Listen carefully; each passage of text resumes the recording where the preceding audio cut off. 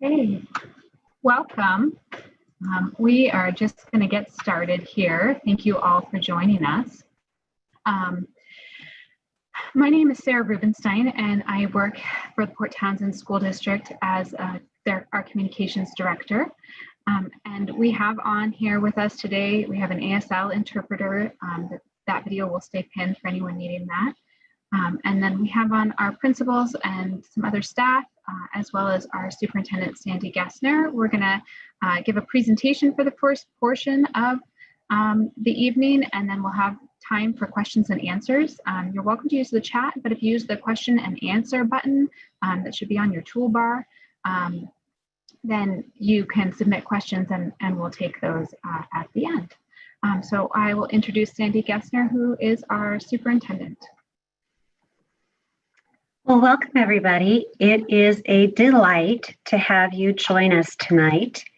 And I want you to know that even though times are strange and we're all experiencing a lot of stress with COVID and all of the implications of school, I am so proud of our school staff and district team who came together last week to review the work we had done in June and create a new version of our reopening plan to meet needs, to meet student needs and family needs, and stay within the guidance of our local health director, Dr. Locke, and the CDC guidance and the state guidance. So I just want you to know that a lot of work and thoughtfulness has been put into this, and yet there is always going to be more to do. So thank you for joining us tonight. We hope that these meet some of your expectations. We will be clearly defining for you what our plan looks like come the start of school on September 8th. And each building and lead for safety and health will have an opportunity to dig a little deeper into some of the protocols and schedules. So let's begin. And if I just have you turn off your video, thank you.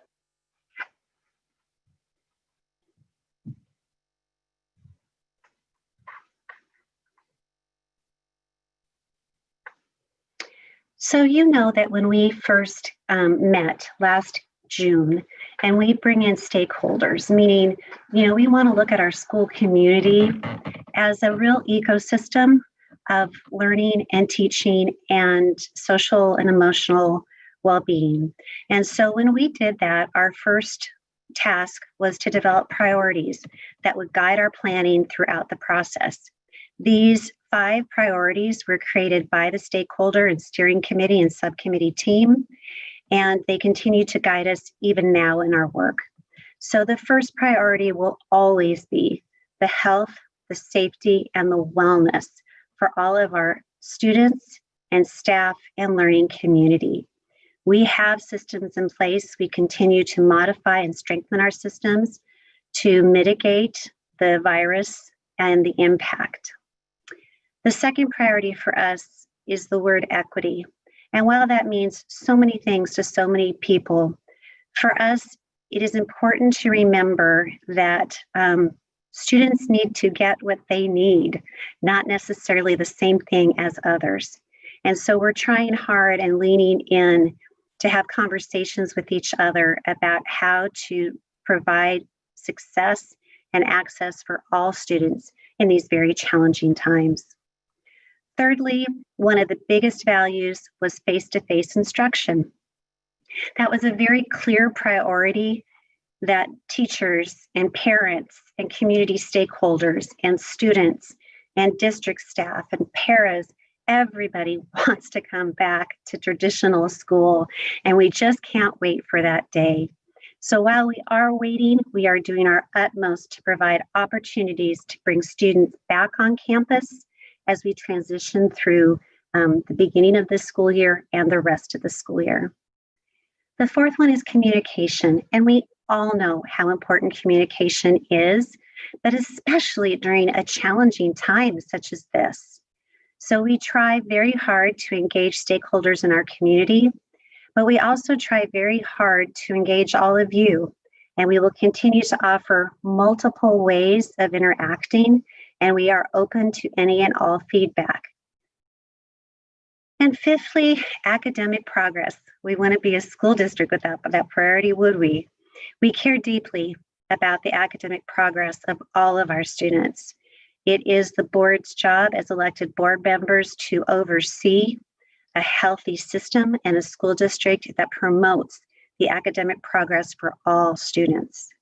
So with these five priorities in mind, we have moved forward in revisiting our first opening plan and creating version 2.0. This just lets you know that in the world of planning, there are always constraints, aren't there? And the one for us is that in order to get our plan approved for our opening day, which is September 8th, we have to have our board approve our reopening plan during the board meeting on August 20th. Therefore, with all those things in mind, you can start on the right hand of the slide and know all of the work that's been happening. Again, very important for us to communicate to you. And so that's why we're here tonight, August 10th, to let you know our newest version of the plan and the elements of it that are important for you to make an informed decision. And now I'm going to invite Shelby McMeekin to share about some of our health and safety requirements. She is our Special Services Director, and she's also headed up our Wellness Committee. Thank you, Sarah. And as Sandy underscored, the foundation of our entire plan is the health and safety of our students. That includes both emotional wellness and physical wellness. Important parts of our plan include masking. This is one of the elements that allow us to open and provide some instruction in person. All staff will wear face coverings, and all students will be required to wear face coverings as well. In addition to that, we will have temperature screening at all entry points. Each building has designated entry points that will ensure that we keep cohorts together. We are asking that parents do an attestation and stay home if they're sick or have been exposed to COVID-19. And we are placing students into cohorts of 15 students or less to ensure physical distancing and know that if there is a positive or presumptive positive, that we can quickly notify parents and quarantine students that we believe may have been exposed. This cohorting will occur at all areas of the school. So it will happen as students enter, as they're within the classroom, as they are engaging in their specialist classes, or at recess. We are also going to teach and encourage hygiene practices and put protocols in place to ensure that all students are properly washing their hands. We will have hand cleaning stations at all high traffic areas and at all entrances.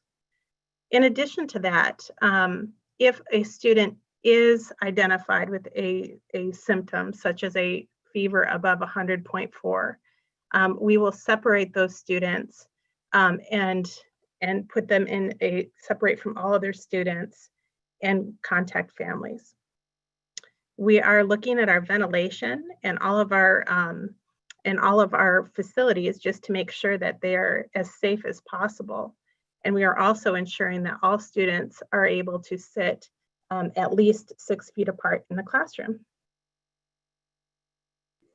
Thank you, Shelby.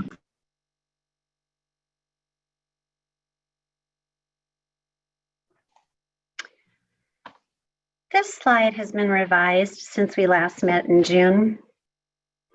Several things have changed over the course of July that led to some change in our plans.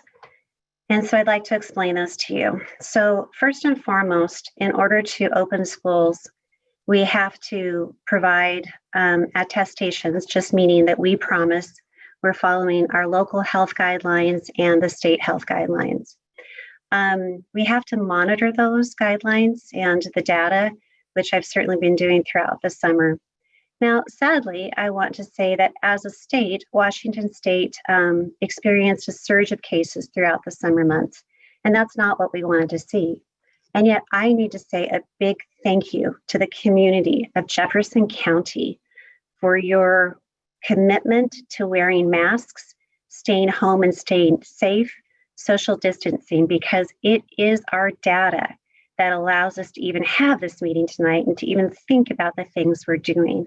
So from a deep, deep sense of appreciation, I want to say thank you on behalf of the board and myself and the entire learning community for all of the responsible citizens who have followed those guidelines and kept our data low. So what does this mean? It means that at this point, from working with Dr. Locke, we will be providing 3 opportunities. If the data stays as it is, our families will have a choice of 3 programs.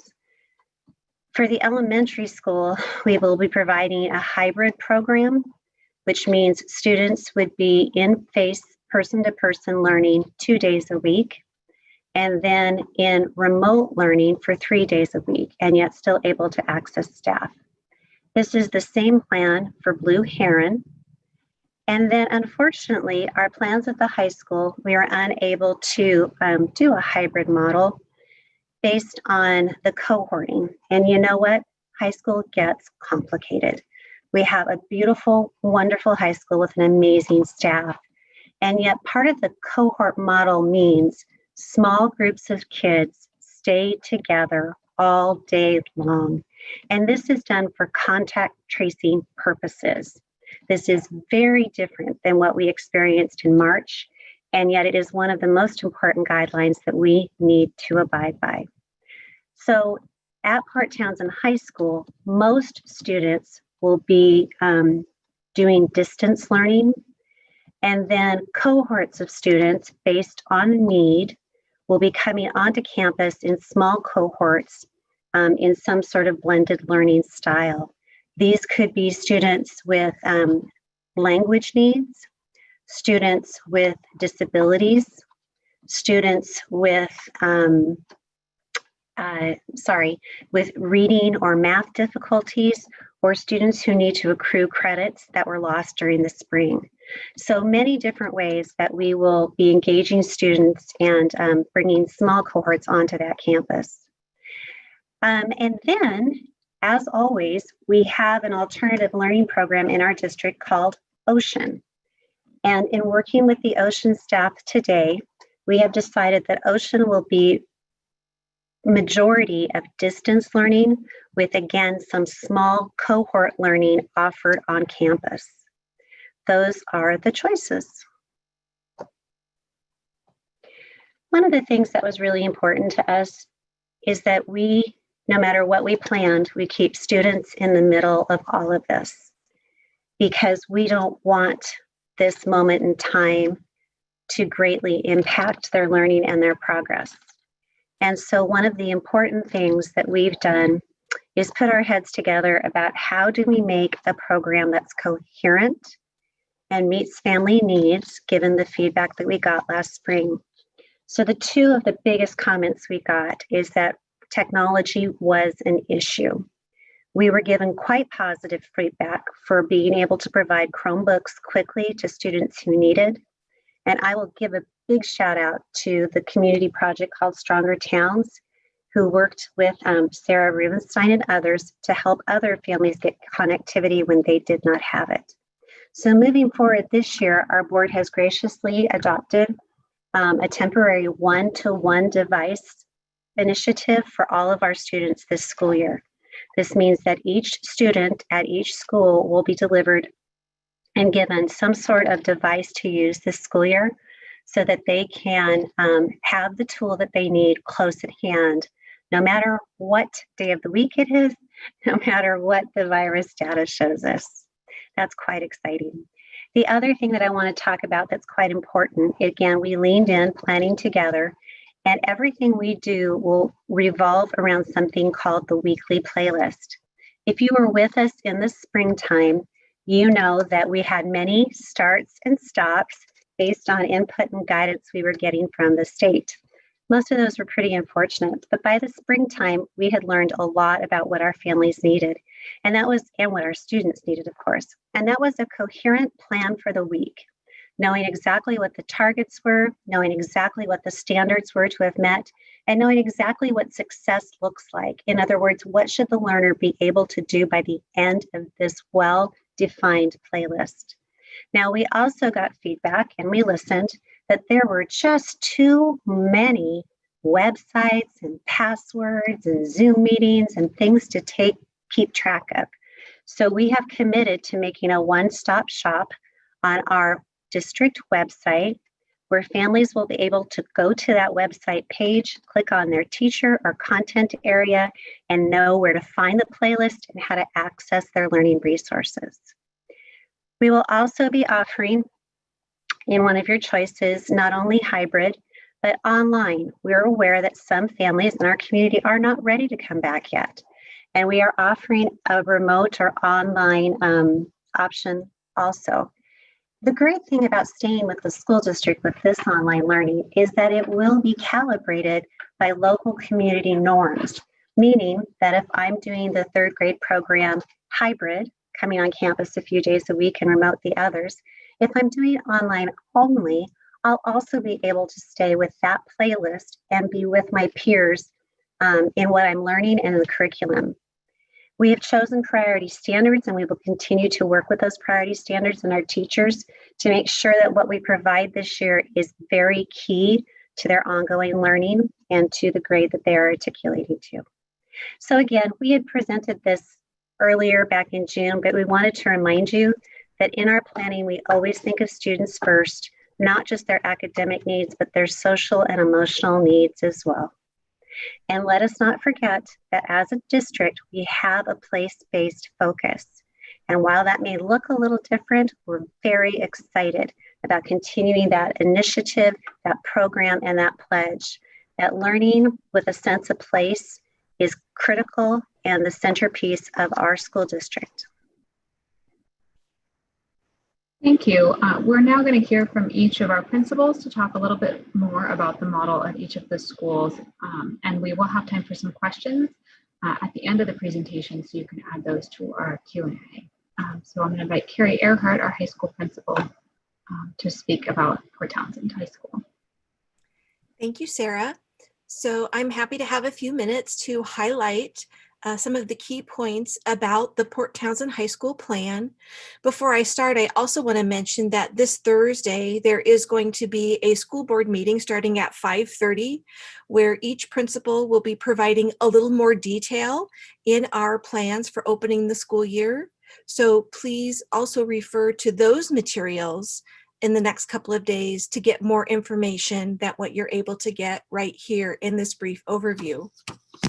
So as our superintendent, Sandy Gessner, just mentioned, we are going to be offering a couple of different models at the high school where students can either be fully online if they don't want to come onto campus at all, or can have some in-person support a couple of days a week. Students that are in our special education program will have the option for some enhanced assistance with teachers in a either Monday, Thursday, or Wednesday program, depending on their grade level and who their case manager is.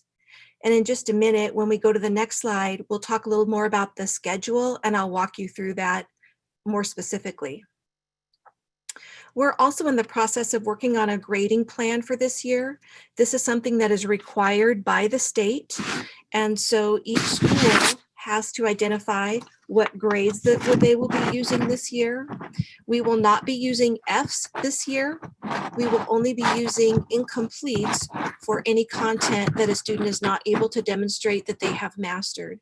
And the reason that we've made this decision is because we realize as we move through this next year and all the uncertainties that the health and community concerns are bringing as we deal with COVID-19 in our state and across our nation, that continues to put stress on families and students. And so we want to make sure that we are being proactive in promoting students and their success in school. Some other highlights of our grading program is an example would be that there will be no group scores utilized for identifying student grades. Students will be graded based on the performance of the priority standards and demonstrating their knowledge of those standards. Attendance will not be used in determining a student's grade. There will be no point deduction for student work that is turned in late. So these are some of the accommodations that we're going to be making for all students as they move through this first part of the school year. We will also be continuing to use Skyward for regular reporting on grades and attendance. Daily attendance will be required, or I should say expected, and that is also an expectation from the state. That way we know that students are engaged in their learning, whether it is a day that maybe they are Zooming with a teacher or a day that they are learning mainly from home based on their playlist. We're also really excited to have some of our partners joining us again this next year to ensure the social and emotional health of our students. The Benji Project has been an amazing partner with us, and they will be providing some support both in the high school to cohorts, as well as online through some Zoom sessions that will be embedded in some of our high school classes.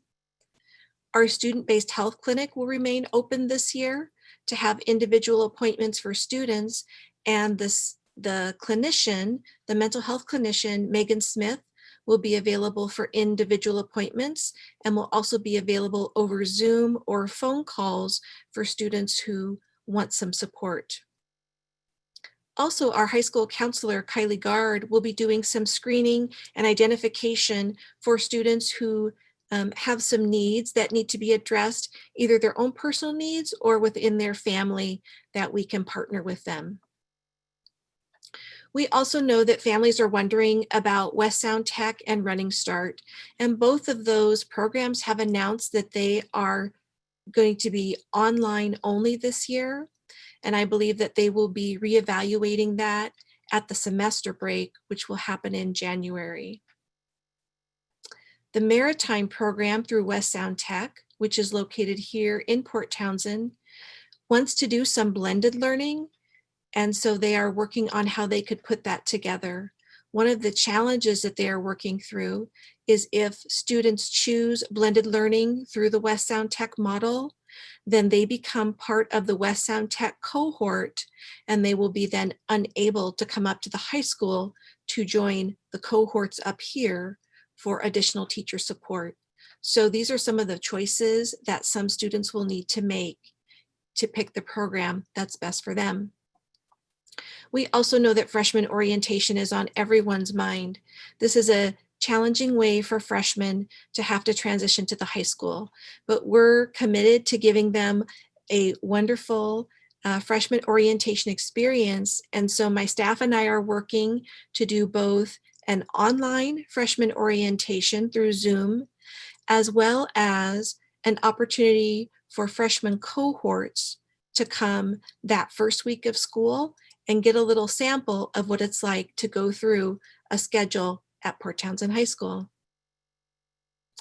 We have also been working to coordinate the cohorts, which, as Superintendent Gessner said, is a group of students who stay together all the time, so that if we can transition back to an AB in-person model, which was our original intent back in June, our cohorts are already coordinated with siblings, both at the high school and with Blue Heron and Salish Coast. So if at whatever time we are able to move from our online and or blended learning model to our AB cohort model, students will already be able to move into the cohorts where they are in the same day classes as siblings at both Blue Heron and Salish Coast.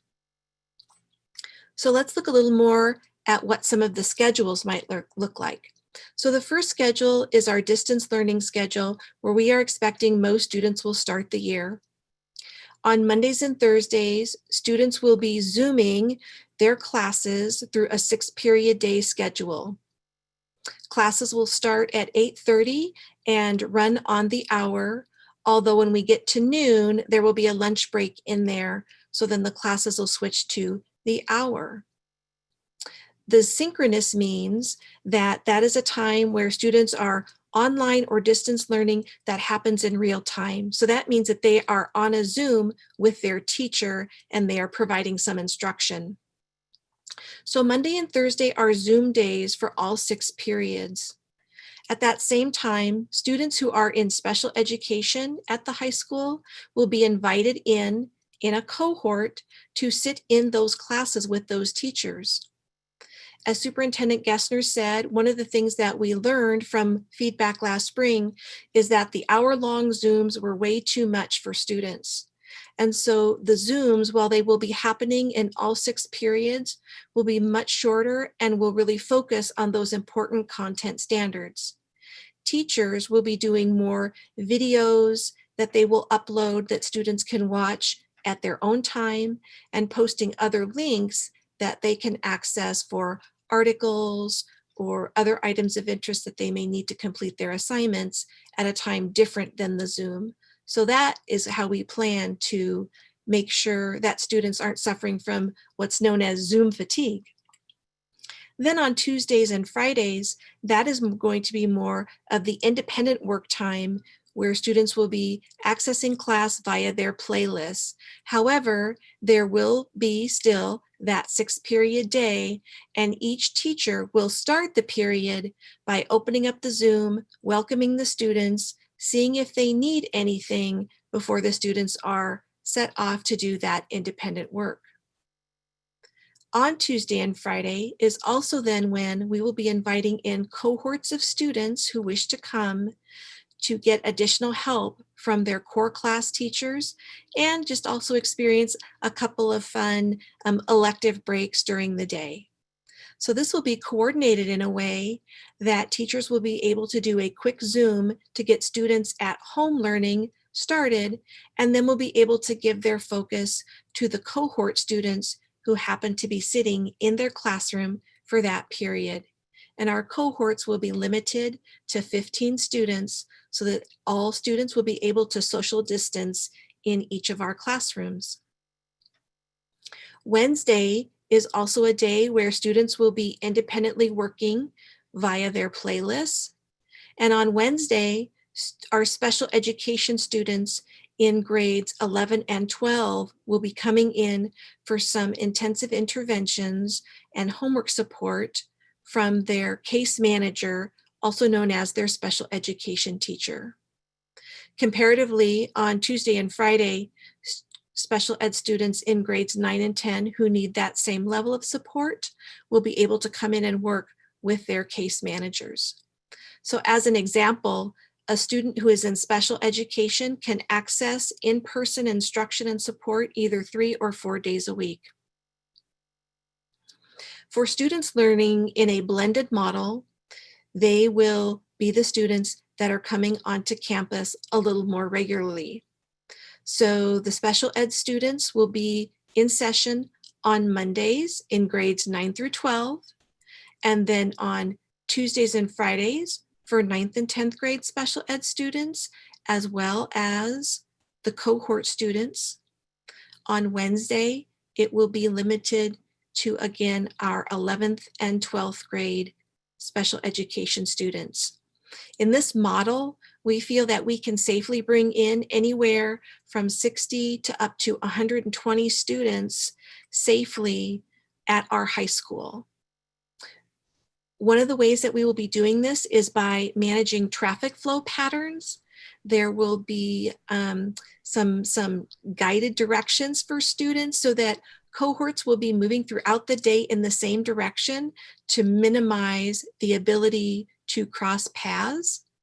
And also at lunch, we have not only social distancing for limited seating in our lunchroom, but we will also have outside seating via some large market tents where cohorts will be assigned so that they can be out in the fresh air and have their lunch, which is the safest environment for them when they have their masks off. Thank you very much. I'm going to invite Teresa Campbell to share about the plan for Blue Heron Middle School. Okay, so at Blue Heron Middle School, our plan has not changed significantly since we last presented in June. The two options for Blue Heron Middle School families will be distance learning, or that online only option, or the blended model as it was described earlier. We will continue to follow the same plan that we already had presented earlier in June, where it will be a 2 days a week in person in class following that cohort of 15 or less students. And then 2 days to 3 days a week of online at-home asynchronous work following that playlist that's already been mentioned as well. For Blue Heron, those cohorts will stay together in their classroom for lunch, and something called social emotional time is blocked together with our lunch period. And most of their classes will remain in just one classroom.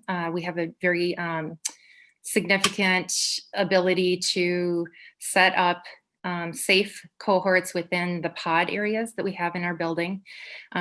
When students do need to move, they will move together as that cohort, and again, not interact or come across other cohorts.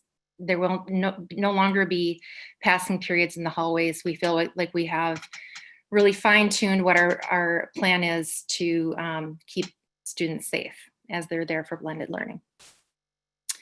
In addition, we will have Wednesdays available for special education students based on their IEP goals who may attend additional time in person on Wednesdays. Also, students that need additional support through the use of universal screening and progress monitoring will determine who may need to come in for additional support on Wednesdays. On here it mentions that grades, more information to come, but I can tell you that Blue Heron is working on a grading policy that is similar to what was described by Principal Earhart for the high school. We will continue to do our reporting via Skyward. We'll have quarters and midterm progress reports that are sent home to families. This time, different than where we were in the spring with online learning, there will be daily attendance or online check-in that is required. And in addition, at the end there, it mentions that the cohort coordination will align with the high school and the elementary school for siblings. At the same time, as we had presented earlier, we are taking into consideration the social emotional well-being and honoring friendship groups as much as possible with students, and also some scheduling that will be based on academic needs. So those cohorts will be designated according to those three things. And then on the next slide, you will see that again, we were able to put together a schedule that included,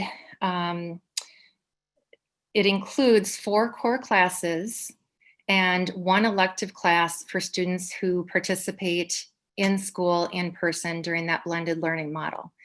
In addition to that, as you can see on the schedule here, this is a sample of a cohort A, where on Monday and Thursday, that is what their schedule would look like for in person.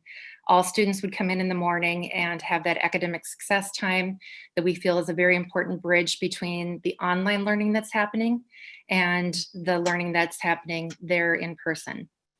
They may have PE if they're a 6th grader. If they're a 7th grader, it would switch between PE or art, a 7th and 8th grade. That is the option is PE one day, art the other day of the 2 days a week. Follows along what the 4 core classes are, and again, that hour-long time for lunch and social emotional learning. I'd also like to mention that as much as possible, we recognize that having kids together and having the teachers be the ones to move and change from classroom to classroom is going to mean that students are sitting together in that classroom for a long period of time. So again, those are all details we're working on and how to make sure that we incorporate movement as much as possible, outdoor learning as much as possible, ways to get kids moving, but at the same time staying safe. In the middle column, you'll see the Tuesday and Friday for this particular group. That would be their online schedule. So there will be a check-in time for their 4 core classes. If they choose to continue with music class, band, or orchestra, all 6th graders will take that online. 7th and 8th graders can choose to continue with band or orchestra, and it will also be provided as an online course.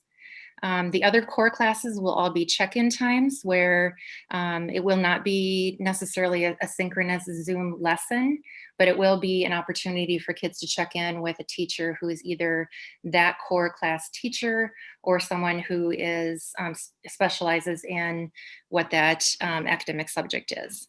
So that will be a check-in time that they have available if needed for extra support. And at the same time, it may be something where it's an online attendance, making sure that we're engaging students during their online time. And then Wednesday is a slightly different schedule. Sorry, going back to that, Wednesday is a slightly different schedule.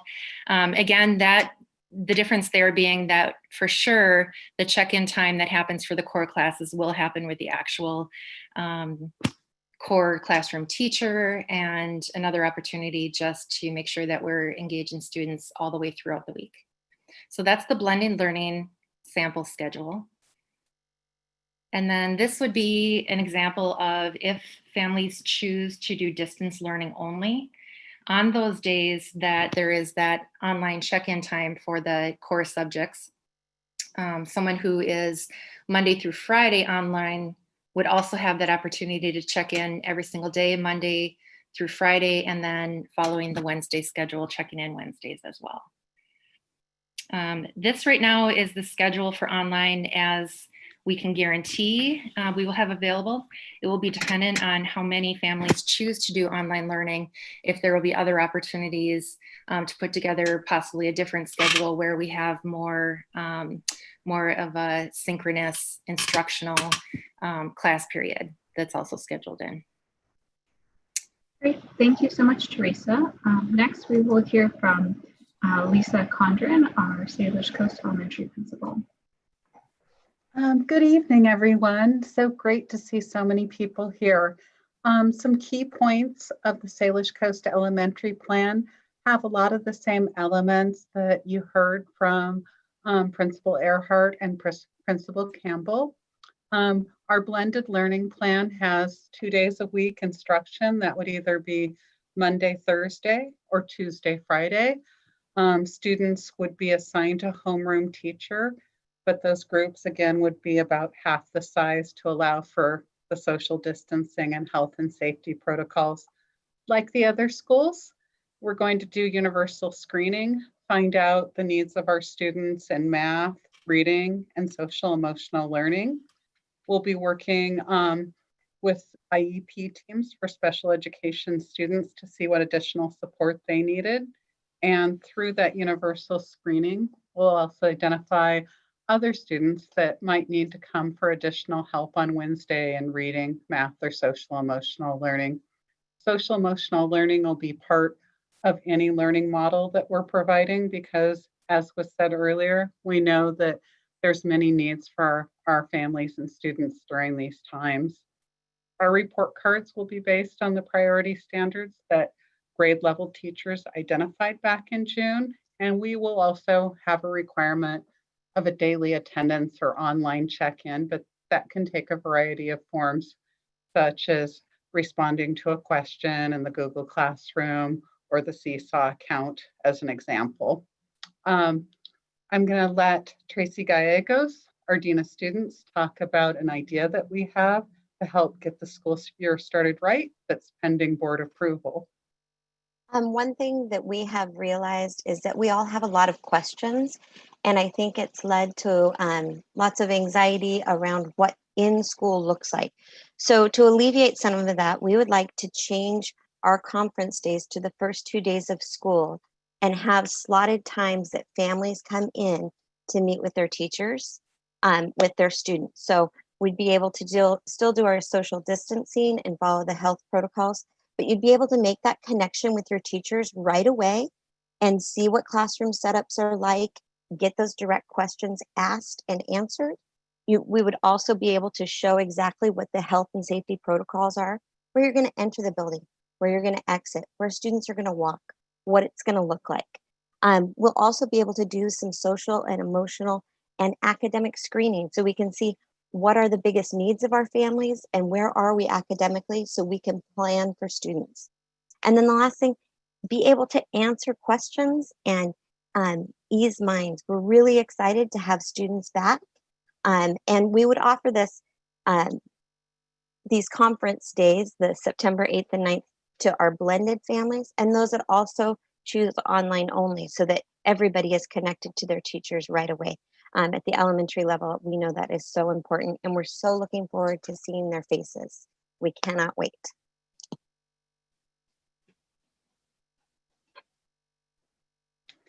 So we also will be coordinating with Blue Heron and Port Townsend High School so families can be on the same schedule. And the next slide shows some sample schedules. This is our blended learning schedule, which is what the model that we anticipate most students and families will pick. And this is just one example schedule because the times for these subjects vary depending on the grade level. But you will see that there is an in-person day that is focused on all the important school subjects. And then those at-home learning days are coordinated through the playlist. And then on the next slide, we have an example of what our distance learning model could look like. With our distance learning model, one way we differ from middle school or high school is because students are connected with one homeroom teacher. We are anticipating that enough families might pick distance learning that we could have one teacher assigned to a group of students to do that distance learning. So we're keeping that connection close. Of course, these schedules are going to depend very much on what our families choose as their learning model, whether it's Ocean, the distance learning, or our blended learning model. And just like Tracy was saying, we are so excited to get connected back with families and students face to face. So thank you so much for coming tonight. Thank you, Lisa. And now I'm going to invite back Teresa Campbell, who also is the principal for Ocean, to share a little bit about what that program will look like. Thanks. So as mentioned earlier, Ocean is our alternative learning program in the district. What is really special about Ocean is that it's a parent partnership program. So that's how our alternative learning is set up, is as a parent partnership. So you can see there that in this model, families are provided instruction at home, but it's under the direction of the teacher to meet the individual, they call them WSLP goals, and the district and state requirements for both education and this alternative learning education. So teachers do provide the curriculum and the work schedules for families, but the families and the students are really responsible for the home study and making the time to complete the assigned weekly hours and assignments. And then the way that it is currently set up is that families, the student, the teacher, the parents meet together monthly and conference, and that is a required part of being in this program. That will happen through a Zoom meeting as it was in the spring. We will continue to follow this parent partnership part of it being an ALE program very closely as we plan for what it will look like opening school. I would also like to invite Kirsten Bledsoe is the school counselor for both Blue Heron and Ocean, and she's going to talk a bit about what the courses look like for Ocean. Hello, everyone. So for next school year, and especially starting in the fall, all Ocean courses will be considered distance learning only. I wanted to clarify, though, that while there might not be on-campus instruction, it doesn't mean that everything will be online because of the great parent partnership. While the teachers will be designing the instruction. Parents are delivering that, and that can take many shapes. And that's definitely the emphasis of the monthly conferences, and really working closely together with your teacher and having that partnership. So distance remote learning, and there's definitely going to be some online pieces there, but then there's also other deliveries that a family might do in conjunction or in collaboration with the Ocean teacher. And then we know that we have, especially at the high school level, we have students who a lot of times take some courses through the Ocean program and some courses through Port Townsend High School. And at this point, to make sure cohorting is as safe as possible, if you want to take courses in both programs, Ocean or the high school, or Ocean or Blue Heron, most likely you'll need to take online only options then at the high school or Blue Heron, making sure that the cohorting is as safe as possible. And please contact me if that is an option you'd like to know more about. Thank you. And then just to wrap it up for the Ocean plan, there will be optional in-person support as well. So for all students who have IEPs, that will be really depending on their IEP goals as to what their schedule might look like for in-person. There will be targeted intervention and support, as was mentioned with the other schools. And then very important to the Ocean team was there will be potential time set in a schedule where in-person cohorts, again, small groups, will be able to come in for support, both academic and social emotional learning, but that would not be a time where new instruction is happening as it has been in the past. So that's kind of the difference in the plan from traditional Ocean to what we're doing now. And then finally, the last bullet, again, really important. We know that this is a big change from the model that we had been working with in the past for Ocean. And so on the evening of August 17th, any current Ocean families or interested families who want to learn more and talk through what that looks like with Ocean staff, with Kirsten Bledsoe, myself, and Sandy Gessner, you're invited to join us for that session. And just more information will be coming out about how you can join that session if you want more information. I'm going to invite Shelby McMeekin back to share just some overviews of some district-wide planning we've been doing. We wanted to take a moment just to recognize the need for physical wellness, social emotional wellness, and the important role that our food service plays in Port Townsend School District. So you have heard quite a bit about our plans for physical wellness, and our principals have been kind enough to share some of their opportunities to enhance social and emotional learning. We know that as students come back, that many of them will not have attended school for nearly 5 months, and that can be anxiety producing. So one of the things that we would like you to know is that that is at the foremost of our plans. And although our food service, the location of our food service may look different, we may be providing lunch and breakfast in the classroom. We wanted to assure you that we will continue to provide nutritious and delicious, healthy meals for all of our students, even on days that we are not in session. We also wanted just to share that in all of this planning, we've been working facilities. We have been working hard as equipment for the safety of our staff and students.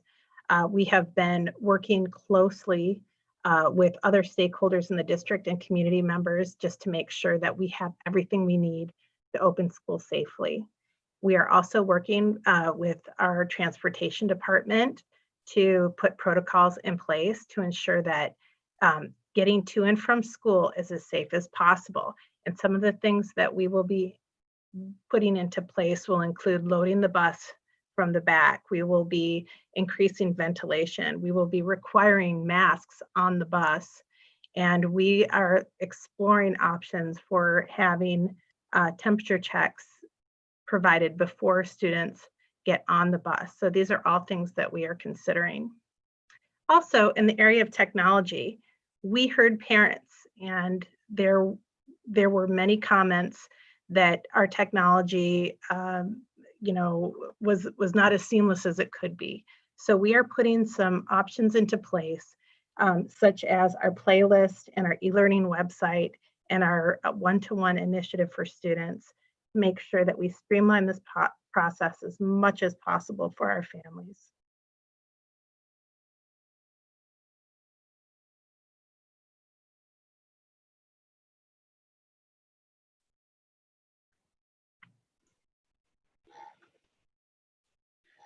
Shelby, do you want to continue with this slide? No, sorry, Sarah. I think I'm done with that. There will be more information provided on the school district website. That's part of the communication. So we will have one clearinghouse to talk about the student communication and the importance of that. We are also going to be sending regular updates via school messenger. Athletics and extracurricular activities will look a little bit different this year. So we are awaiting WIAA guidance for sports, and there will be no sports in season 1. So as far as our after school clubs and the things that make Port Townsend really unique, we are doing all that we can to still provide these enriching opportunities that modify them so that they are as safe as possible and that they maintain our cohorting mandates. Additionally, we recognize that childcare will be an issue for families. So we are going to work in partnership with the YMCA to provide childcare, in those at-home learning days for elementary school students. So there will be more information that we will coordinate to send to families about childcare. And additionally, look for a survey from the Jefferson County YMCA. It will give us the information that we need. Thank you so much, Shelby. And we have just a few more slides. Sandy Gessner is going to come back and share just a little bit more information with us, and that will address some of your questions about some decision making. So here is our slide that gives you an idea of how might it happen that we have to close schools again like we did in March. Well, and lots of listening this summer, both to Dr. Locke and other information from departments of health and the Washington State Department of Health and OSPI and Governor Inslee, it's very apparent that the plan is not to have a mass closing of schools again. In fact, what we're telling everybody is we're moving towards hybrid, but keep planning for online too. Because quite clearly the virus has, it's in control right now. It has definitely changed the course of how we open schools, hasn't it? And how we think about schools. So we need to be prepared at all times. The one metric that is very important that you might have heard of before is the 25 cases per 100,000 over the average of 2 weeks. This is actually how the state of Washington decides whether a county can go to a different phase or whether it's safe to open schools. The other thing that they look at is the ability to maintain all of the masking, social distancing, cleaning, cohorting, and contact tracing. And our plan certainly addresses each one of those issues. And then finally, the thing that may happen to us is that just as there are in flu season and in colds and allergy season, there are some times during the school year that we have a difficult time getting substitutes. And so it could be at some point that we have staff that are ill, and we may have to shift to online learning only or remote learning only if we have too many staff that are sick. And then finally, what Dr. Locke will be looking for is an outbreak. So I'm going to go down to the blue bubble there, which is the classroom outbreak. That's actually if 2 cases come from one classroom cohort, that would be considered an outbreak. And then the good news is it doesn't even mean that because of that outbreak, the school gets closed. It could be that that classroom is quarantined. The students in that classroom are quarantined at home for 14 days. It could be that we have followed social distancing so well and masking so well that only the 4 students or 5 or 6 students around the student in the classroom may have to be quarantined for 14 days. So this is going to be very different than what we experienced in March with a whole scale shutdown. As a school, the Department of Health would be looking for 10% or more of our population being dismissed or home because of the virus. And that might prompt a school shutting down. But that doesn't even mean all 3 schools shut down or all 4 programs shut down. So very different than March. And we wanted you to know, though, that there is a matrix and there is a protocol and there is a process that we would follow to keep monitoring this on a daily basis. So where does this leave you? During July, we sent out a survey and we asked you to do it on Skyward. And we're a little sorry about that. We're sorry that that was the first survey we ever asked you to do on Skyward. A little silly of us, but we wanted to do that because Skyward is our program that allows us to create classes, and you would now understand that making the cohort list would be very important. About 50% of our learning community finished that survey, and we're grateful to all of you that did. You will soon receive an email or a phone call so you can confirm your choice. We're not asking you to complete another survey. We're just going to make sure that you're confirming your choice. Now, if you haven't completed the survey yet, right beginning tomorrow, our wonderful communications director and director of maritime learning will be sending out a survey for you to complete, and it may be by phone or school messenger. And then we're going to ask you to make the choice, the best choice that you can make for your family at this time. And then if we still do not hear from you, we're going to call or email you personally to see what you're thinking about. Clearly, you've heard this is a complex plan, and we need everybody and as much data as we can to make this plan work. So we're really hoping we have a great turnout for this survey. And I have to say, I know that it's difficult. It's hard to make decisions when it comes to your own child. They are the most precious things in our life. And no one wants to make the wrong decisions. So you'll have to make it based on your family and what you feel is right.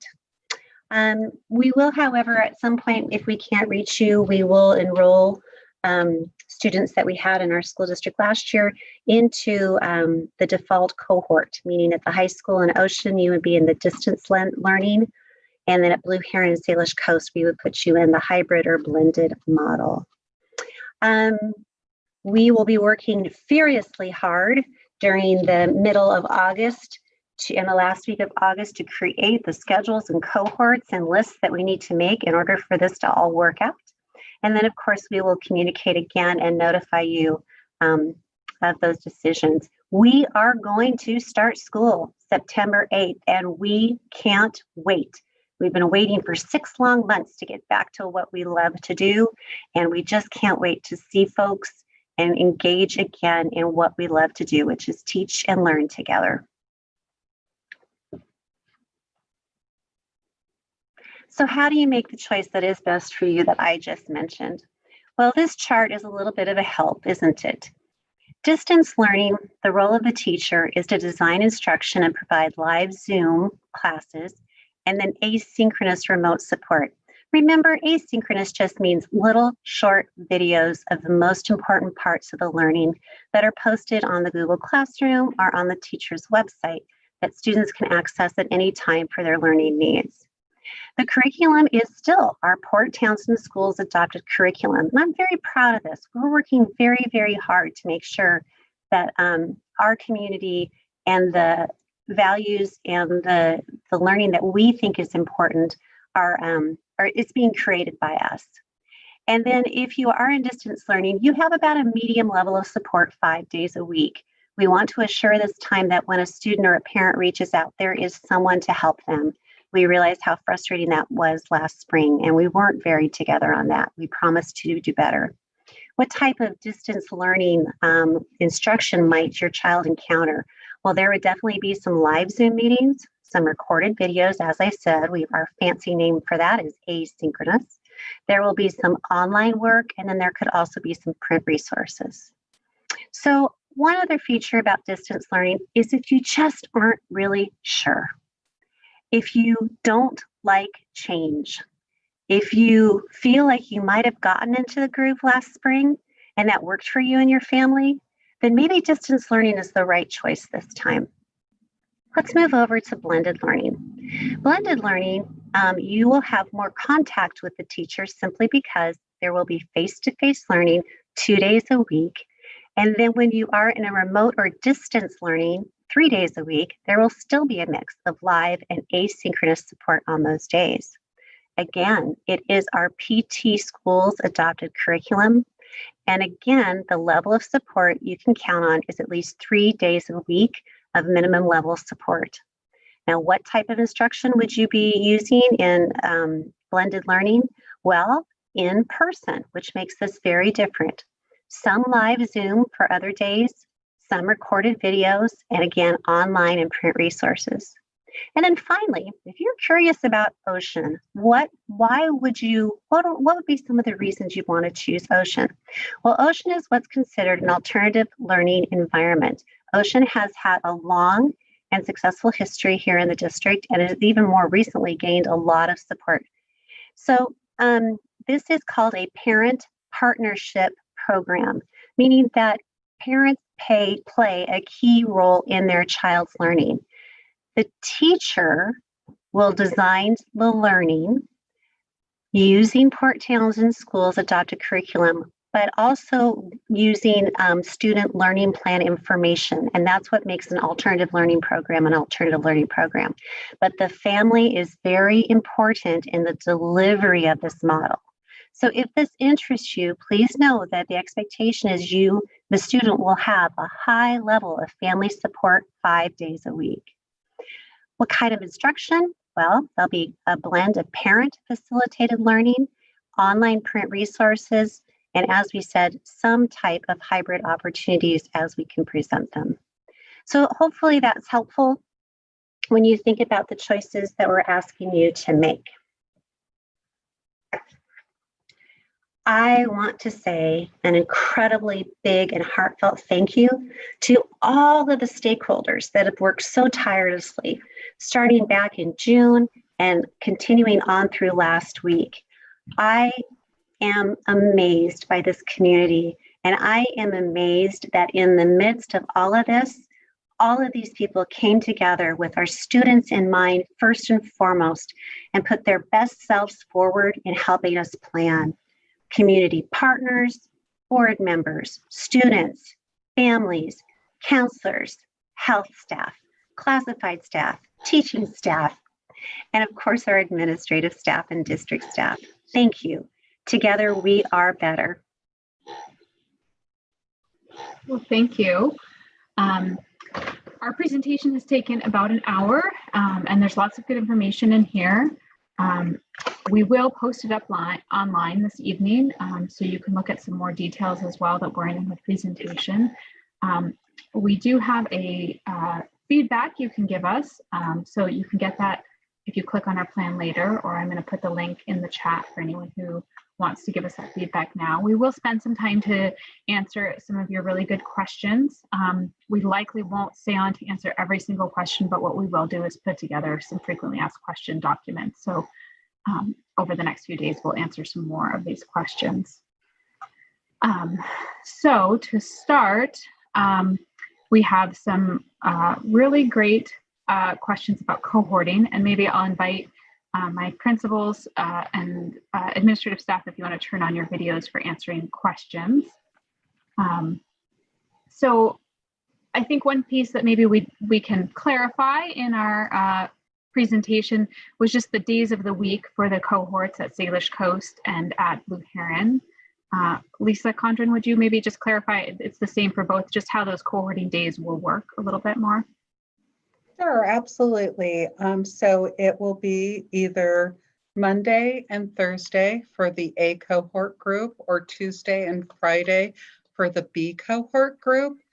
And in regards to Salish Coast students, we sent out class placement letters back in June. We would try to honor that as much as possible and keep students assigned to those teachers. But as you can see, this is a complex puzzle. And we will be coordinating with the other schools, and we do understand we'll try to coordinate, friends and people that are working together on childcare and learning during the pandemic. It's going to be something that's going to take quite a bit of work and your helpful feedback to make sure we get it right. Thank you. We have a few different questions just about making choices. So someone wants to know if we can select distance learning and then change to blended learning as the school year, or do you need to stay with your choice? Sandy, do you want to answer that? I'd be happy to take that question. Given the situation, we're asking you to make your choice, and then when the quarter comes, which is about 10 weeks into the school year, you are welcome to think about if this is meeting your needs or not. Part of this plan is how important the cohort is to protecting our students and staff from the virus. So we do not want to do a lot of intermixing or changing. And then please note that while we have not presented it tonight, the district is working on a plan for fully returning as well. So the data and the virus data in our county and in our state will also help inform us how we bring everybody back eventually. But for now, we will ask you to make a choice and stay with that for about a quarter, which is about 9 to 10 weeks. Great, thank you. We have a few questions just wanting clarification about whether there will be school meals provided for families who opt into distance learning. Sandy, you want to respond to that? Be happy to. Yes, there will be. That is part of our obligation as a district, and we will continue to do that. Great. And just for people wanting some more details about that, once we have the numbers of how many families are doing some of the different options, we'll have more details about whether that's a daily pickup or a few times a week.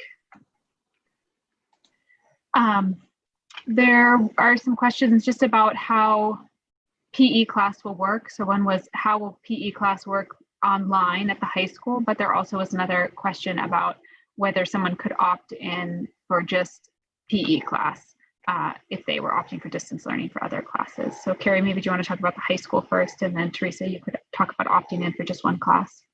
Yeah, so at the high school, the teacher, Logan Stegner, his plan is that he will be doing his Zoom sessions. They will be shorter than a lot of the more intensive core curriculum sessions. So he will be doing some lessons around nutrition and good health, health practices, lifelong wellness. And then the students, for the majority of their PE work, will be doing independent fitness and exercise, and keeping that in a log that will be submitted to show those exercise hours. And again, similarly at Blue Heron, there will be that online component that will be much like Carrie described, is how we anticipate that working with a journal or individual record keeping of their activities that gets checked in on. For the most part, though, again, to keep our cohorts as safe as possible, there would not be that opportunity at this time to schedule students who are doing distance learning only to come in and join cohorts for PE. Just like everything else, we have to keep those down to the 15 or less. That doesn't mean in the future, again, depending on how many students we end up having in our online learning program, that may change in the future as well. Teresa, I have two more questions for you. Okay. So someone's asking for clarification that at this time, Blue Heron is not able to provide any live instruction for online only students. Will they only be receiving recorded lessons or assignments? At this time, yes. The guarantee that we have is that recorded or online asynchronous learning plan will be in place for students 5 days a week.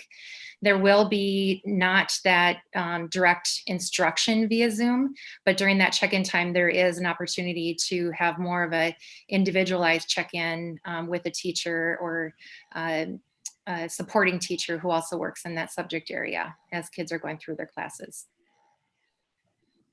And then this is a question about Ocean, just about, is there still space in the Ocean program for middle and high school students?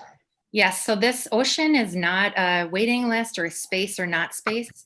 Ocean is one of the options that all district families have to as part of the choices you're making in the very near future. So as Sandy showed in one of those very last slides, Ocean is a choice for all. So definitely don't have to worry about is there space or not space or waiting list.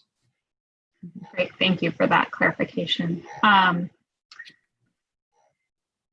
This is a great question, and maybe I'll say it and then someone can help me decide who should answer. So someone's wanting clarification on expectations for students enrolled in 100% online learning. Are there certain times that they have to attend Zoom classes or check-ins, or will families be able to complete the schoolwork as their schedule allows?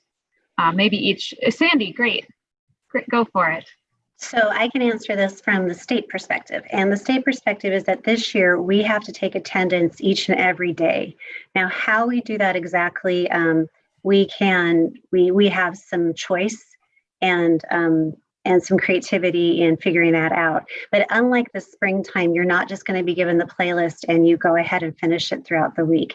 There would be some sort of daily check-in, whether that's even just going into a Google document and providing an answer or a short answer or some type of check-in with the teacher. So that is different from the spring. However, the beauty of online is more that you can pace it at your own leisure depending on your family needs. And that's why the asynchronous videos are used. We heard clearly from families that some families have not just problems with connectivity, but even if they have connectivity, not everyone can be on at the same time. So if you're choosing the hybrid model for one of our two schools, you need to be thinking about that because that is more of a paced program. And yet there's still a lot of option about when to finish things. The online, though, would give you more flexibility about when things got finished. Great, thank you. I have a couple of high school questions for you, Carrie. So the first question is sort of really about who are the students that can come on campus for learning? How will that be determined? How do you know if your student needs extra support? And also, are AP students in that group of people who could have on-campus learning? Yeah. So on Monday and Thursday, when we have our synchronous instruction via Zoom, where the teacher is live on Zoom with the students, those are the days that special ed students in grades 9 through 12 can come in, and they will be naturally cohorted based on their case manager. On Tuesdays and Thursdays, those are the days that other students can sign up to come in and participate in a cohort. We have cohort slots at all 4 grade levels.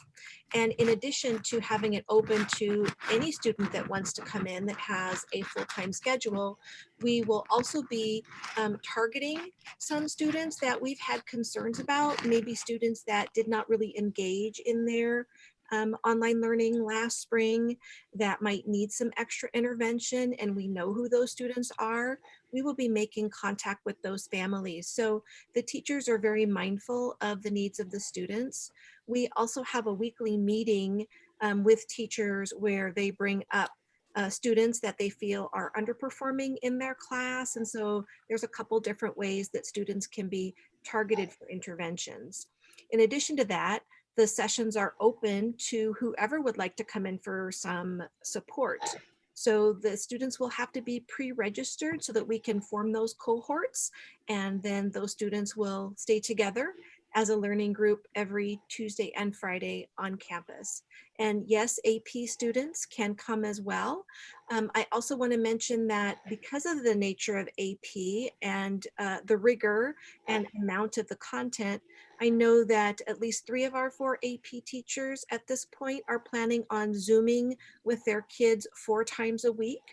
So there will already be some extra opportunities for those AP students to get a little more of their teacher contact time. Great, and one more for you, Carrie, because this is an easier one, is during those Zoom classes, how many kids will be on those high school Zoom classes at a time? So the Zoom schedule is based on the master schedule that students signed up for last May. One of the wonderful things is that our kids registered in June. So we already have our master schedule built. We already know how many students registered for each class. So the Zoom would be limited to the number of students who are enrolled in that particular class period with that particular teacher. And that was one of the things that we really wanted to change for this fall. Last spring, when we were combining the Zoom sessions, we might have 100 students in one English 10 Zoom, and that was just not realistic. It wasn't good for the kids. It was too hard on the teacher. So by having that Zoom schedule follow our 6-period day, the students who will be in that Zoom are the same students who would be sitting here in the classroom if we weren't in the middle of a pandemic. We're going to take just a few more questions. So we're going to do one more for Blue Heron, kind of 2 for Salish Coast, and then 1 about the internet. So for you, for Blue Heron, the parent wanted to follow up about the online learning. So if all of the school goes back into online learning, they wanted to know if a student who had opted into online learning will be kind of connected back with a cohort and receive that live Zoom instruction. I'm actually really glad you asked that question, because as Carrie was just speaking, I forgot in my presentation to say that there's a beautiful transition plan with the schedule that we have for blended learning right now with our students that are participating in person on those days. If we were, for any reason, to have a cohort or the whole school or whole district have to go into online only, that would allow for that same schedule to happen on the days that currently were in person. They would now be able to have that small group Zoom session with their teacher, with their cohort. And yes, the plan would be that if students choose to do online only from the very beginning and do distance learning, we would find a way to either put them in with other cohorts, or again, find a way to schedule it so they had their own cohort at the same time. So we definitely have a plan for how to transition smoothly in and out of the different models we may need to work throughout the year. And then 2 questions for Salish Coast. So one is just, what's the plan for OPEPO? Some questions earlier, would they be in the gym? What does OPEPO look like? When we had the plan earlier to try to come back 4 days a week, we were putting people into bigger spaces. Really, our classroom map is very similar across classes. The only switch we made was the 3rd grade and the 5th grade, and that was to give the 5th grade larger classrooms because they have the largest class size. So no, OPEPO would not be in the gym, and assuming that all OPEPO families stayed with the blended model, it would look pretty much like the other classrooms, except with the unique OPEPO program characteristics. Thank you. And then the next question is about preschool. So that might be for Shelby. Just parents wanted to know what the plan is for preschool. Oh, we are so excited. Preschool is definitely happening. And we are working out the details about safety with our youngest students. We know that there are some special considerations, and it is very difficult to make 3- and 4-year-olds maintain social distancing. So we are working together as a team, and we will be reaching out to parents within the next 2 weeks. Great, thank you. And then there just were a number of questions about the internet, and I will answer some of those questions because I've been working on some of that.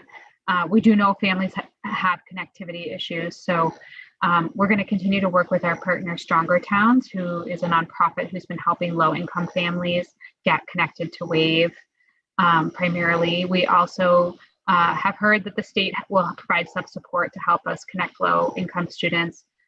We are working with the county and the PUD to look at other issues in areas where there is not connectivity, but that's a larger problem than we're able to solve all on our own as a school district, but we are working collaboratively on that as well. As we get closer to the school year, we'll provide more information for families who might be needing financial assistance to have the internet at home, what those options are for families that qualify as well. Well, Sandy, I want to just offer you a chance to just say a closing remark. And we will capture all of the questions and work on some more questions and answers. We know your questions are really important, and I want to make sure that we will get back to those, and you can come back and check our website for those responses. First of all, I would like to say thank you to Janelle and Reed who joined us tonight to make our presentation more accessible. We are stronger with you. Thank you for your service. Sarah, as always, as communication directors, you keep us moving in the right direction, and we appreciate all your thoughtfulness and all the time you put in to helping us put our best work forward. And to all the panelists, I just can't tell you how warm my heart is knowing how much work we've all put into this and how tired we all are. And yet there's still more work to do, and we are going to keep doing that hard work so that we are protecting our kids, protecting our families, and doing the best we can by our community that we so dearly love. So thank you all tonight. What an amazing group of people. I noticed at the Heights we had about 210 participants. And that's good. So please spread the news. Please let people know about the board meeting on Thursday night. People are welcome to Zoom into that as well. And we're here to serve. So let us know what we can do to help you. And we look forward to getting your replies. Thank you. And thank you for joining us tonight.